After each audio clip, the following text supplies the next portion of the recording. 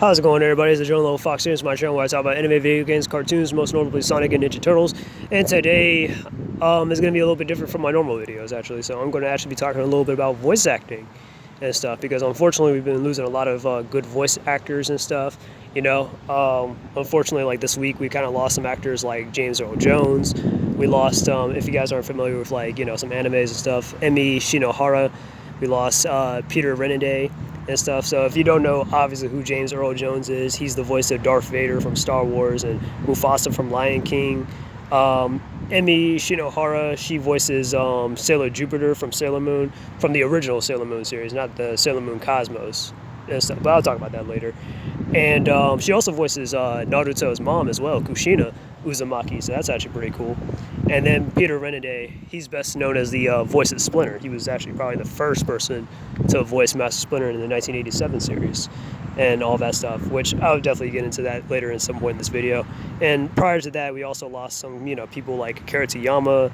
We lost, recently, not too long ago, Rachel Lillis, if I'm saying her last name right. If you don't know who Rachel Lillis is, Rachel Lillis is the voice of Misty and Jessie from the, English, version of Pokemon and all that. And then we also lost, I'm pretty sure a lot of people aren't familiar with this anime, but there's an anime called Cutie Honey and stuff. The voice actress that voices the main character, Honey, and stuff, she passed away this year as well.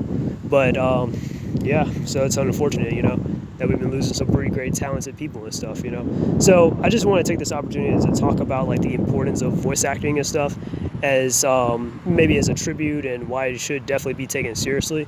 So if you guys see in my most of my reviews when I talk about like voice acting and stuff sometimes, you might also be able to see how I judge it as well. Okay. Now, when it comes to anime, I've kind of just been gravitating more towards to sub more so than dubbed over several reasons. So first, the animation is centered around the voice actors' tone and emoting, and the dub dubs over the audio for the other languages. I'm pretty sure we all know that.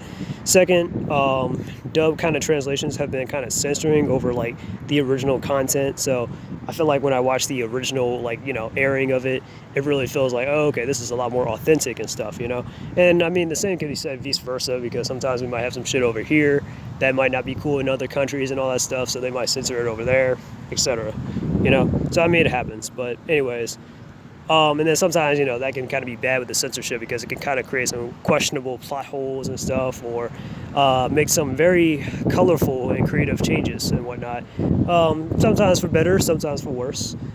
Of course, certain animes and all that stuff was kind of censored due to for children's sensibilities and stuff on a children's block. Nowadays it's probably for agenda-driven reasons that they might alter the dialogue and whatnot. Well, I can't say so for anime, but definitely for the more manga translations or whatever. That's kind of dumb. And another reason is that Japan just puts their all into their performance compared to English voice actors, in my opinion. I've come to kind of think this because of my favorite voice actress and songstress, Megumi Hayashibara. In her book, The Characters Taught Me Everything, Megumi voices a lot of some of my favorite characters, being Lena Inverse or Ramna Satomi. She also voices Jessie from Team Rocket. Pokemon, obviously. The Japanese version where, she voices Rebecca from One Piece. She voices Nuku Nuku or Natsume Atsuko. Sorry, there was a car. Natsume Atsuko or Nuku Nuku. She voices Faye Valentine from Cowboy Bebop, and she also voices Anne Asakura and stuff. Or my bad, Anne Asakura from Shaman King. Or I'm pretty sure her last name was something else, but she married Yo, the main character, and took on the family name Asakura. So yeah, and and so on. She's got a lot of roles, And she even plays Sage, by the way, from Sonic Frontier, so that's also pretty cool. And not only does Megumi give a good performance, but she kind of seems healthy to kind of work with, and she gets into the role. She gets enthusiastic about performing, being her dream since she was a little girl. And it's not like she started out as a rock star. I mean, she was bullied in school a lot. Her mom had to support the household since her dad kind of became paralyzed on one side of his body. I don't know I can't remember the name of the disease, but it was Yeah, it was crazy. And she had to like kind of choose between her dream and becoming a nurse. So she had to kind of aim in the middle sometimes. So, anyways, but yeah, which that's actually based off of like Pokemon actually incorporated that too, by the way, with Jessie's character because Jessie has a backstory, if you guys didn't know, where she's where she's actually a nurse, and that's actually based off of like Megumi and stuff and her whole medical school training. But neither here nor there. But she definitely got, you know what I mean? Like I said, she didn't start off as a rock star. I mean, she learned from her coworkers, her bosses, and the fictional roles that she took on. Now, there's an anime called Bakuman. Now, Bakuman is created by the same guy who created Death Note, right? And it's about two guys trying to become a manga artist, right? Now, there's a scene where the main character, Mashiro, or basically one of the plot lines is that Mashiro, one of the main characters, he wanted his girlfriend Miho to kind of voice a heroine in his manga, right? Now, mind you, she's already a songstress, but she kind of wanted to get the like role by her own merits and stuff. Not through like anything like nepotism or anything. So she kind of made it like publicly known that, yeah, I'm dating the guy that created the manga and all that stuff, but I want to actually earn the role and not just like win it through like nepotism or anything like that. So yeah, which kind of decreased her chances, or people were like, all right, she she could probably just get it and not be that good of a voice actress, but but she still got the role anyways over everyone else because she actually read the manga, which her competitors didn't do. So yeah, and that's how I think it should be done, because by like taking like that, and definitely taking classes and all that stuff, of course. And right now I feel like that's not what the Western actors or screenwriters like. That's kind of what they lack, actually, or at least most of them, because the purpose of acting is bringing to life those characters and stories. When it comes to like live action portrayals, it's more of just like, it's more than just reciting lines and stuff on paper. I mean, personally myself, I feel like you also have to like, it also matters visually too. You have to also look like the characters that you're playing or embodying and stuff. There might be some exceptions, but sometimes maybe not. Okay. And as for voice acting, it doesn't matter what you look like, and sometimes it just doesn't matter like what gender you are even sometimes.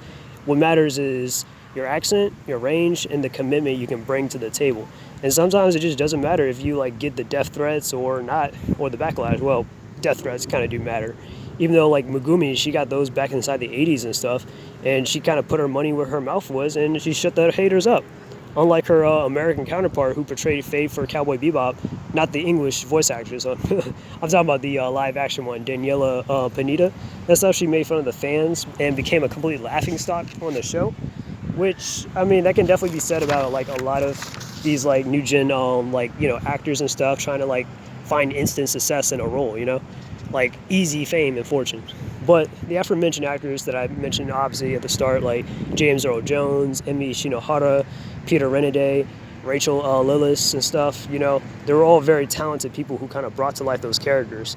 And that's not to say that I'm jaded to all English voice actors or anything, because I am a fan of like, Christina V or Charmy Lay, or and I was excited to meet like, some people that I've met, that I've like taken pictures with, like Ryan Barley, Justin Briner, Erica Schroeder, or Schroeder, Mel Flanagan, Sarah Natajny, or Charles Martinet himself. But those are just my thoughts on like the voice acting and why I think it's like taken advantage of in the West. I truly do consider Peter Renaday as like the third best Splinter voice, right after right before after Hone Lee and Darren Dustin. I do still consider Darren Dustin and Hone Lee to be the best Master Splinter voices, because they're just the first that come to mind. But yeah, I mean, but I would definitely say like, yeah, Peter Renaday, he definitely got the voice for it and whatnot. Like, I always like the 87 Splinter. I mean, again, say what you will about the 87 cartoon, it may have been a little goofy and cartoony and stuff, but Splinter was still a very wise and still really respected master and stuff, and it was a good mentor, right? And we have Peter Renaday's voice to bring that to life. And then, I first heard James Earl Jones voice as Mufasa when I was a kid. Then I heard his voice as Darth Vader later when I was a preteen and stuff, and I watched the original trilogy of Star Wars, because first I watched the prequels since that came out during my generation. And then after that, I saw some reruns of like the original Star Wars on stuff like FedEx, or no, not FedEx, but FX, my bad, that's it, FedEx, FX, and or Spike TV or something, or maybe Sci-Fi. Yeah, back on those channels. But yeah, he has a really great voice acting, and I didn't actually know who like James Earl Jones actually was until like I saw that episode of Big Bang Theory. That's why I was like, oh, So that's who he is. And then I looked him up and all that stuff. He was definitely funny. In that one episode, he drove Sheldon crazy even. So that was hilarious, you know. And I am kind of a Sailor Moon fan, if you guys didn't already know. And Sailor Jupiter is definitely one of my favorite characters. Actually, she's probably my second favorite. She used to be my first, but I kind of like Sailor Venus a lot more and stuff because she's just hilarious. But Sailor Jupiter, she's an amazing character too, you know. But anyways, but yeah, which, you know, I just finished that recent movie, Sailor Moon Cosmos. What was it? Not Eternal, but you get the idea. Yeah, that movie that was adapting the final arc of Sailor Moon. That was pretty awesome. But anyways, yeah, and of course, you know, I grew up with Rachel Lillis, as you know, for Pokemon and all that stuff. Hearing her voices, either Jessie or Misty. So yeah, but that's all I gotta say there. Tell me down below what you guys think of voice acting and stuff, and rest in peace to those actors and stuff. You know, yeah.